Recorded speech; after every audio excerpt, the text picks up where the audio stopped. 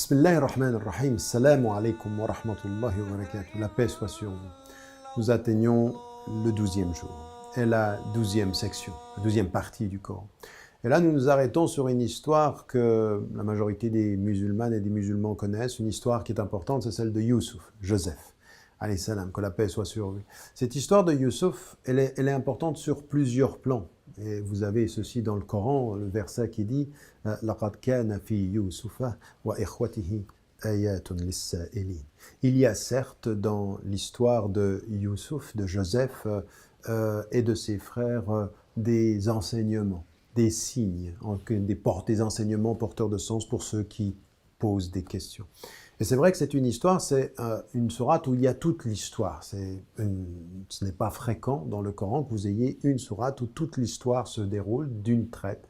Les histoires de Moïse, les histoires des messagers reviennent, l'histoire même du prophète revient comme ceci de façon cyclique. Là, on a toute l'histoire et elle est forte d'un enseignement parce que elle est liée d'abord à Youssouf et à son père qui l'aime et qui va attendre, selon les traditions, entre 18 et 40 ans, le retour de son fils et qui va être patient avec une confiance en Dieu où il attend.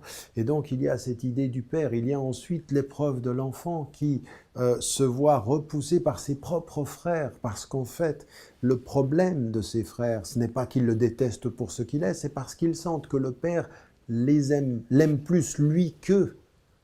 Et donc, c'est une histoire d'amour, c'est une histoire de blessure, en fait. Et donc, il faut faire attention parce que dans le déroulement de l'histoire, Youssouf, il va pas être dur avec ses frères au point de les condamner définitivement. Ils ont voulu le tuer, ils ont voulu en finir avec lui, ils ont voulu l'éloigner et il va leur pardonner. Et ce pardon, il est aussi lié à notre attitude de faire attention à ne pas porter un jugement définitif parce que finalement, au départ, ils étaient dans une jalousie d'amour, donc c'est négatif, mais il y avait quelque chose qui était le fait de vouloir être aimé. Et puis, dans l'histoire de Joseph lui-même, dans le fait qu'il va se retrouver en prison, il va refuser d'aller dans le mal, de la séduction, de la mère, de la femme de celui qui l'emploie. Il refuse ceci, il préfère la prison.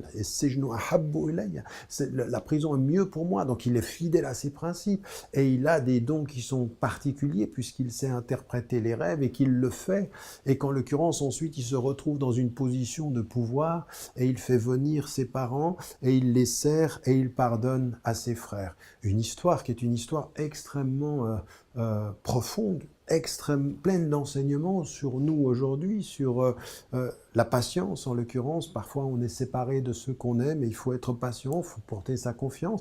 Parfois on passe par des épreuves, on se retrouve en prison et parfois c'est la prison qui est ce que nous pensions être négatif et qui va nous libérer de nous-mêmes et qui va nous offrir une nouvelle liberté. C'est parfois la prison qui nous offre une nouvelle liberté et on ne le sait pas. Et parfois, l'amour nous fait faire des très belles choses et nous fait faire des choses qui sont plus mauvaises, moins nobles quand il y a de la jalousie et quand il y a du mal-être.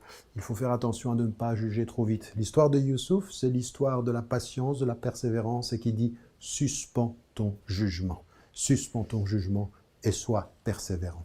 Que Dieu nous aide sur cette voie et n'oubliez jamais de dire à ceux que vous aimez que vous les aimez. La vie est fragile. Assalamu alaikum wa rahmatullahi wa barakatuh.